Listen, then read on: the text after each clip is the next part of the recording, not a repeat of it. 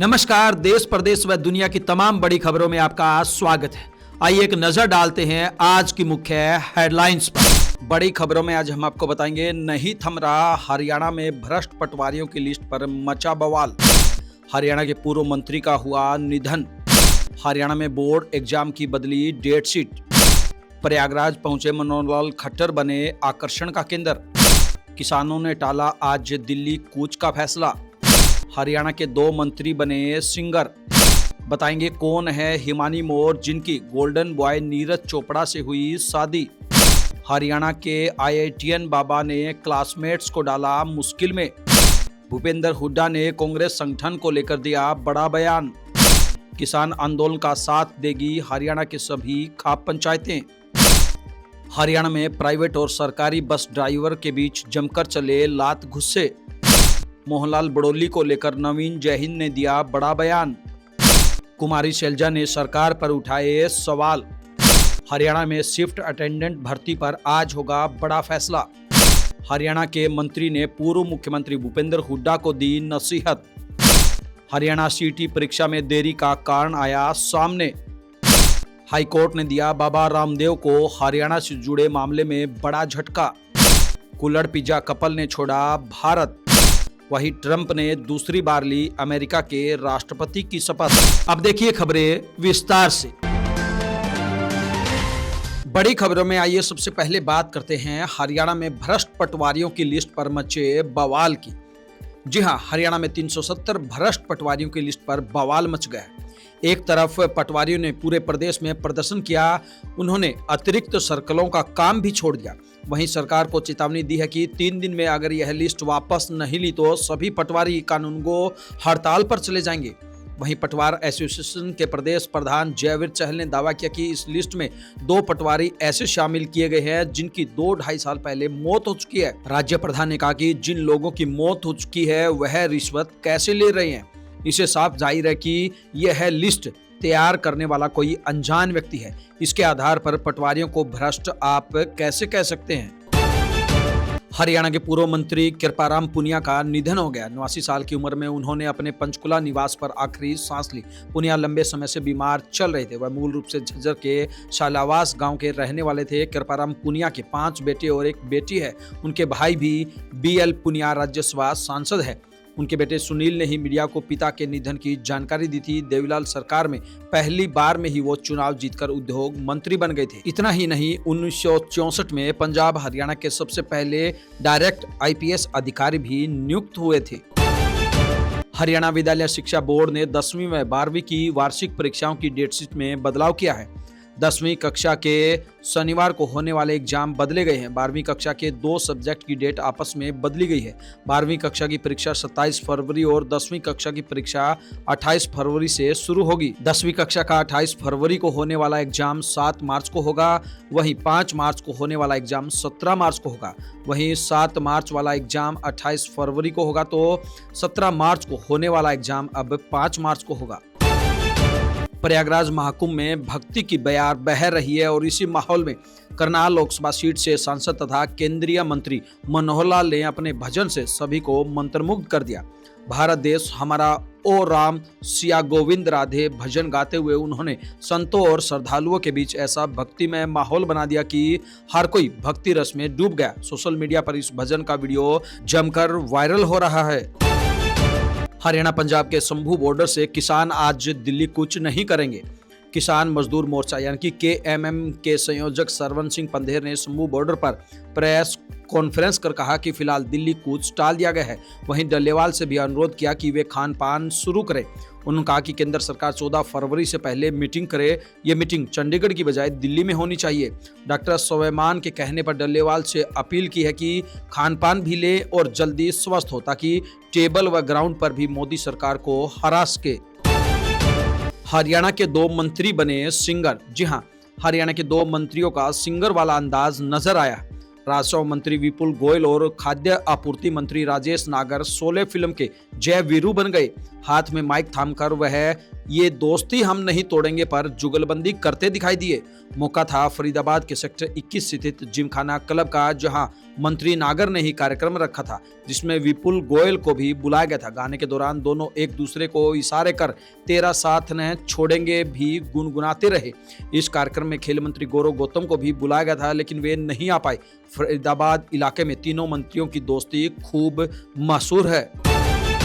हरियाणा के Olympic medallist व golden boy के नाम से मशहूर नीरज चोपड़ा शादी के बंधन में बंध गए हैं। उन्होंने 17 जनवरी को हिमानी मोर के साथ 7 फेरे लिए। इसका पता तब चला जब नीरज ने सोशल मीडिया पर फोटो शेयर किए। जैसे इसका पता चला, सब जानना चाहते थे कि उनकी पत्नी हिमानी कौन है। गूगल तक पर हु इज हिमानी सर्च किया जाता रहा। दरअसल हिमानी मोर सोनीपत में स्पोर्ट्स का जाना माना चेहरा है। अपने चचेरे भाई से प्रेरित होकर टेनिस में उतरी हिमानी ने कई खिताब अपने नाम किए। हिमानी वर्तमान में अमेरिका में स्पोर्ट्स मैनेजमेंट की पढ़ाई कर रही है। जून 1999 में जन्मी हिमानी को खेल अपने परिवार से ही विरासत में मिला है, लेकिन शुरू में परिवार उनके टेनिस नहीं बल्कि कबड्डी, कुश्ती और मुक्केबाजी जैसे अन्य खेलों में जाने के पक्ष में रहा। वह चौथी क्लास से ही टेनिस खेलने लगी थी। टेनिस के खेल के सारे गुर अपनी मां से सीखे हैं। हिमानी ने राफेल नडाल को अपना आदर्श माना है और ओलंपिक में मेडल जीतना उनका लक्ष्य है। नीरज चोपड़ा की शादी सोलन के लग्जरी रिजॉर्ट सूर्यविलास में हुई थी। इस दौरान होटल में प्राइवेसी का ध्यान रखते हुए सीसीटीवी कैमरे टेप से बंद किए गए। इसके अलावा मेहमानों के साथ होटल के कर्मचारियों के फोन भी 3 दिन तक बंद रहे, ताकि शादी की रस्मों की कोई रिकॉर्डिंग न कर सके। वहीं नीरज के चाचा सुरेंद्र चोपड़ा ने कहा कि नीरज ने लव प्लस अरेंज मैरिज की है। प्रयागराज के महाकुंभ में हरियाणा के झज्जर के अभय सिंह उर्फ IITN बाबा के तौर पर फेमस हो गए हैं, लेकिन उनकी लव स्टोरी ने क्लासमेट को मुश्किल में डाल दिया है। दरअसल अभय सिंह ने बताया कि उनकी 4 साल तक एक गर्लफ्रेंड रही, लेकिन बाद में ब्रेकअप हो गया। सोशल मीडिया पर एक लड़की के साथ अभय की फोटो वायरल की जा रही है, जिसमें दावा किया जा रहा है कि यह IITN बाबा की गर्लफ्रेंड है। हालांकि अभय सिंह ने कहा कि वह महज उसकी क्लासमेट और दोस्त है, वह शादीशुदा है। इस वायरल फोटो से वह भी बहुत ज्यादा परेशान है। हरियाणा के पूर्व मुख्यमंत्री भूपेंद्र सिंह हुड्डा ने हरियाणा में संगठन को लेकर अपनी चुप्पी तोड़ी है। पूर्व सीएम ने कहा कि संगठन को लेकर जल्द ही नामों का ऐलान किया जाएगा। अभी पार्टी नेतृत्व दिल्ली चुनाव में व्यस्त है, इसलिए थोड़ी देरी हो रही है। उन्होंने नेता प्रतिपक्ष के नाम को लेकर कहा कि जल्द ही आपको नेता प्रतिपक्ष का नाम भी पता चल जाएगा। हुड्डा ने बीजेपी सरकार के 100 दिन पूरे होने पर कहा कि पिछली 2 पारियों की तरह ये सरकार भी हर मोर्चे पर विफल साबित हुई है। जो हरियाणा 2014 से पहले प्रति व्यक्ति आय, प्रति व्यक्ति निवेश और रोजगार देने में नंबर 1 था, उसे बीजेपी ने बेरोजगारी, महंगाई और अपराध में नंबर 1 बना दिया है। आज प्रदेश में कोई भी व्यक्ति खुद को सुरक्षित महसूस नहीं कर रहा। उन्होंने कहा कि बीजेपी 2 लाख पक्की नौकरियां देने का वायदा करके सत्ता में आई थी, लेकिन सरकार बनने के बाद कोई नई भर्ती नहीं की गई। उल्टा कौशल रोजगार निगम के तहत लगे कर्मचारियों की छंटनी शुरू कर दी गई है। हरियाणा की विभिन्न खापों ने किसान आंदोलन को समर्थन देने का ऐलान किया है। हिसार की जाट धर्मशाला में आयोजित खाप कमेटी की बैठक में यह निर्णय लिया गया कि 26 जनवरी को होने वाले राष्ट्रव्यापी ट्रैक्टर मार्च में सभी खाप बढ़ चढ़कर हिस्सा लेंगी। वहीं हरियाणा के जींद के गुलकनी गांव में भारतीय किसान यूनियन व नोगामा खाप की बैठक हुई। इसमें फैसला लिया गया कि 26 जनवरी को नोगामा के 21 गाँव समेत जिले भर में किसानों द्वारा ट्रैक्टर यात्रा निकाली जाएगी। सैकड़ों ट्रैक्टर इस यात्रा में शामिल होंगे। हर ट्रैक्टर पर भारतीय किसान यूनियन का झंडा व तिरंगा झंडा लगाया जाएगा। बैठक में कहा कि 26 जनवरी को ही गुलकनी के शहीदी स्मारक पर 105 फीट ऊंचा तिरंगा झंडा फहराया जाएगा। भिवानी में सरकारी और प्राइवेट बस ड्राइवरों के बीच झड़प हो गई, जिसके बाद विवाद इतना बढ़ गया कि बात लात घुस्सों तक पहुंच गई। यह पूरी घटना सोशल मीडिया पर वायरल हो गई। हरियाणा के रोहतक में कोर्ट में पेशी पर पहुंचे नवीन जयहिंद ने भाजपा प्रदेश अध्यक्ष मोहनलाल बुड़ौली पर लगे आरोपों पर कहा कि यह मामला बहुत ही बड़ा और गंभीर है और इस मामले में निष्पक्ष जांच होनी चाहिए। अगर मोहनलाल बुड़ौली दोषी पाए जाते हैं तो उन्हें डबल सजा होनी चाहिए, क्योंकि वह एक बड़े पद पर बैठे हैं। वहीं अगर मामला झूठा है तो शिकायत करने वाले के खिलाफ कार्रवाई होनी चाहिए। नवीन जयहिंद ने कहा कि मोहनलाल बड़ोली ब्राह्मण समाज के नेता नहीं हैं और न ही ब्राह्मण समाज ने किसी के पक्ष में कोई बात की है। कुछ लोगों ने मोहनलाल बड़ोली के पक्ष में बयान दिया है तो वह उनका निजी बयान है। ब्राह्मण समाज कभी भी गलत बयानबाजी नहीं करता। ऐसा करने वाले अपनी दुकान कहीं दूसरी जगह चला ले। ब्राह्मणों का नाम लेकर ओछी राजनीति नहीं होनी चाहिए। मामले में जो भी सच है वह सामने आना चाहिए। कुमारी शैलजा ने कहा कि प्रदेश की भाजपा सरकार स्वास्थ्य सेवाओं को लेकर गंभीर नहीं है। सरकारी अस्पतालों में डॉक्टर और पैरामेडिकल स्टाफ की कमी बनी हुई है। मेडिकल कॉलेजों में नियमों के तहत स्टाफ तैनात किया जाना चाहिए। उन्होंने कहा कि मेडिकल कॉलेजों में प्रोफेसर डॉक्टर नहीं होने से जहां मरीजों का इलाज प्रभावित होता है, वहीं मेडिकल की पढ़ाई करने वाले विद्यार्थियों के भविष्य पर भी इसका असर पड़ता है। जिन जिलों में कैंसर रोगियों की संख्या तेजी से बढ़ रही है, वहां पर कैंसर जांच के पूरी व्यवस्था के साथ साथ कैंसर रोग विशेषज्ञों की नियुक्ति की जाए, ताकि कैंसर रोगियों को उपचार के लिए बाहर न जाना पड़े। इस बारे में सरकार को जो भी पत्र लिखे जाते हैं उन पर सरकार को गंभीरता से ध्यान देना चाहिए।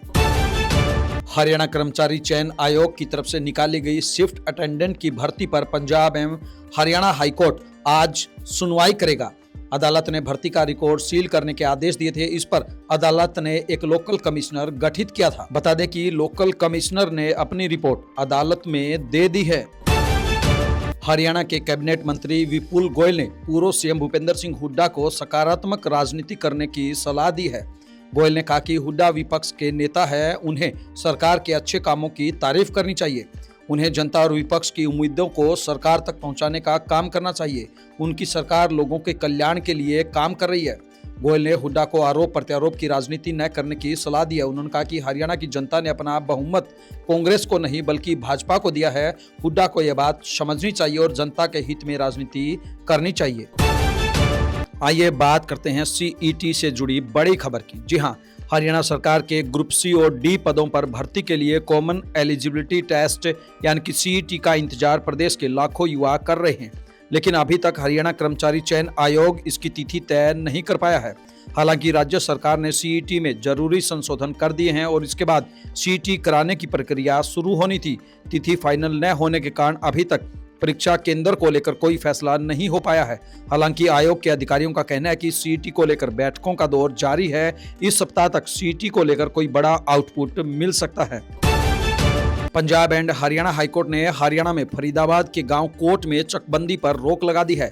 इस जमीन पर बाबा रामदेव पतंजलि का एक बड़ा शैक्षणिक संस्थान या फिर स्वास्थ्य सेवा केंद्र बनाना चाहते थे, मगर ग्रामीणों ने इसे लेकर पंजाब एवं हरियाणा हाईकोर्ट में याचिका दायर कर दी। कोर्ट ने 13 जनवरी को सरकार और सीबीआई को नोटिस जारी कर अगली सुनवाई 20 जनवरी को रख दी थी। आज जब इस मामले में सुनवाई हुई तो कोर्ट ने अगली तारीख 7 अप्रैल निर्धारित की है। इससे बाबा रामदेव को झटका लगा है, क्योंकि अब उनको मामला कोर्ट से लंबा खिंचता दिख रहा है और उनके प्रोजेक्ट पर तलवार लटक गई है। बाबा रामदेव अरावली में बड़ा प्रोजेक्ट शुरू करना चाहते हैं और हरियाणा सरकार उनकी इसमें मदद कर रही है। सूत्रों के अनुसार कोट गांव में बाबा रामदेव ने 1000 एकड़ जमीन खरीदी थी, जिसमें कोट गांव की पंचायती जमीन भी शामिल है। आइए बात करते हैं कुल्लड़ पिज्जा कपल द्वारा भारत छोड़ने की। जी हां, पंजाब के जालंधर का मशहूर कुल्लड़ पिज्जा कपल एक बार फिर चर्चा में है। पिछले काफी समय से विवादों से घिरा हुआ कपल अब भारत छोड़ने का फैसला कर रहा है। चर्चा है कि कुल्लड़ पिज्जा दंपति सहज अरोड़ा और रूप अरोड़ा अपने बेटे के साथ पंजाब यानी कि भारत छोड़कर ब्रिटेन चले गए हैं। पिछले कुछ महीनों में दंपति को कई विवादों का सामना करना पड़ा था। उन्हें जान से मारने की धमकियां भी मिल रही थी, जिसके कारण उन्होंने यह फैसला लिया है। अमेरिका के राष्ट्रपति डोनाल्ड ट्रंप ने अमेरिकी संसद कैपिटल हिल में शपथ ली। अमेरिकी सुप्रीम कोर्ट के जज जॉन रॉबर्ट ने उन्हें शपथ दिलाई। ट्रंप से पहले उपराष्ट्रपति के तौर पर जेडी वेंस ने शपथ ली। अमेरिका की राजधानी वाशिंगटन डीसी में तापमान -5 डिग्री सेल्सियस रहा। कड़कड़ाती ठंड के चलते 40 साल बाद राष्ट्रपति की शपथ संसद के अंदर रखी गई। इससे पहले 1985 में रोनाल्ड रीगन की शपथ कैपिटल हिल में हुई थी। सामान्य तौर पर राष्ट्रपति खुले मैदान नेशनल मॉल में शपथ लेते हैं। इधर रूस के राष्ट्रपति व्लादिमीर पुतिन ने ट्रंप को बधाई दी। उन्होंने कहा कि वे रूस, यूक्रेन और परमाणु हथियारों के मुद्दे पर बातचीत के लिए तैयार हैं। बता दें कि शपथ ग्रहण में इटली की पीएम जॉर्जिया मेलोनी, अर्जेंटीना के राष्ट्रपति जेवियर मिलेई, विदेश मंत्री एस जयशंकर समेत 700 से ज्यादा नेता और हस्तियां मौजूद रही। इन तमाम खबरों को लेकर आपकी क्या कुछ राय है, आपकी क्या कुछ प्रतिक्रिया है, आप हमें कमेंट बॉक्स के माध्यम से जरूर बताएं। ब्यूरो रिपोर्ट, बिंदास हरियाणा।